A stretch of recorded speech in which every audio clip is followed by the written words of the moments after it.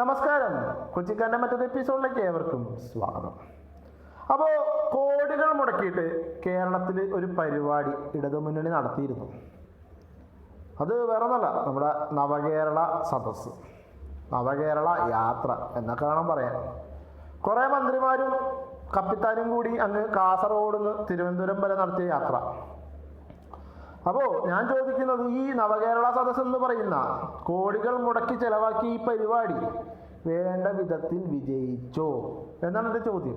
ഇപ്പോൾ സഖാക്കന്മാർ ചിലപ്പോൾ ഇത് കേട്ടാൽ പറയും വിജയിച്ചു വിജയിച്ചു എന്ന് ചിലപ്പോൾ പറയുമായിരിക്കും, അല്ലെങ്കിൽ കുറേ പൊങ്കാല ഇടുമായിരിക്കും.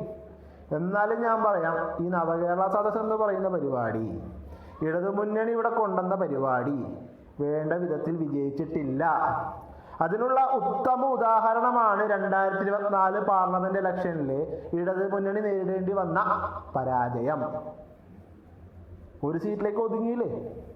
അല്ല, ഒതുങ്ങിയെന്നൊന്നും പറയാൻ പറ്റില്ല കേട്ടോ. കാരണം 2019 തരി അങ്ങ് ആലപ്പുഴയിൽ, ഇന്നിപ്പോൾ ആലത്തൂര്. എന്തോ ഭാഗ്യത്തിന് ആലത്തൂര് വിജയിച്ചു, 20,000 വോട്ട്. പക്ഷേ ഒരു പാർലമെന്റ് ഇലക്ഷനിൽ 20,000 വോട്ട് എന്നൊക്കെ പറഞ്ഞു കഴിഞ്ഞാൽ ഒന്ന് തിരിഞ്ഞു നോക്കേണ്ട സമയമായി. അപ്പോൾ നമ്മൾ വിഷയത്തിൽ നിന്നും തെന്നി മാറുന്നു. അപ്പോൾ നവകേരള സദസ്സ് ഇത്രയും കോടികൾ മുടക്കിയിട്ട് അത് വിജയിച്ചില്ല എന്ന് പറയുമ്പോൾ എന്താ പറയുക? എന്താണ് ഈ നവകേരള സദസ്സ് കൊണ്ട് ഈ ഇടതുമുന്നണി അല്ലെങ്കിൽ ഇടത് സർക്കാർ ഉദ്ദേശിച്ചത്? കേരളത്തിലെ 140 നിയമസഭാ മണ്ഡലങ്ങളിൽ അവിടെയുള്ള ജനങ്ങളുടെ പ്രശ്നങ്ങൾ എത്രയും പെട്ടെന്ന് പരിഹരിക്കുക, അതാണ് ഈ നവകേരള സദസ്സ് കൊണ്ട് നമ്മുടെ ഇടത് സർക്കാർ അല്ലെങ്കിൽ ഇടതു മുന്നണി ഉദ്ദേശിച്ചത്. പക്ഷേ ഈ ഒരു പരിപാടി വേണ്ട വിധത്തിൽ ജനങ്ങളിലേക്ക് എത്തിയിട്ടില്ല, അല്ലെങ്കിൽ ഇതിൻ്റെ ഗുണം എത്തിയിട്ടില്ല.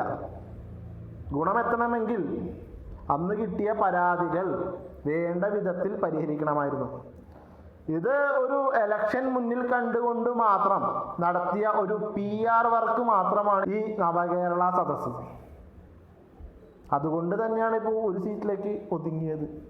ജനങ്ങൾ അവരുടെ പരാതികൾ, കാര്യങ്ങളൊക്കെ നിങ്ങളുടെ മുന്നിൽ സമർപ്പിച്ചു. നിങ്ങളത് വേണ്ട വിധത്തിൽ അത് പരിഹരിച്ചിട്ടില്ല എന്ന് വേണം പറയാനായിട്ട്. പരിഹരിച്ച ചില വാർത്തകൾ നമ്മൾ ന്യൂസിലും ഓൺലൈൻ മാധ്യമങ്ങളിലൊക്കെ നമ്മൾ കണ്ടതാണ്. അപ്പോൾ അത്തരത്തിൽ ട്രോള് വാങ്ങാനായിരുന്നോ ഈ നവകേരള സദസ്സ് ഇത്ര കോടികൾ മുടക്കി ഇടത് സർക്കാർ നടത്തിയത്?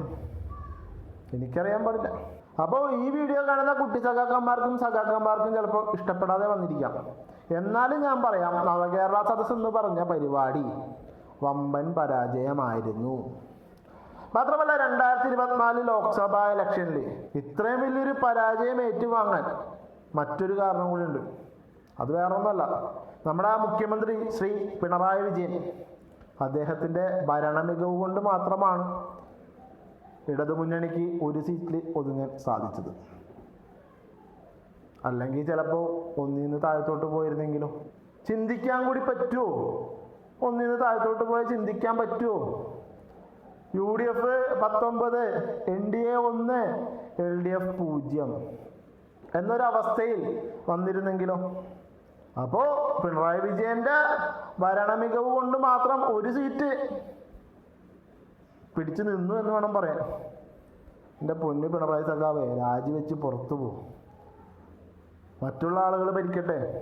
നിങ്ങൾക്ക് ഭരിക്കാൻ കഴിവില്ലെങ്കിൽ ഇട്ടേച്ചും പോണം. ജനങ്ങൾ അതാണ് ഈ ഇലക്ഷനിലൂടെ പറഞ്ഞിട്ടുള്ളത്. അത് മനസ്സിലാക്കാൻ കഴിവില്ലെങ്കിൽ എന്താ ചെയ്യുക? നിങ്ങളുടെ മടുത്തു, നിങ്ങളുടെ സർക്കാരിനെ മടുത്തു.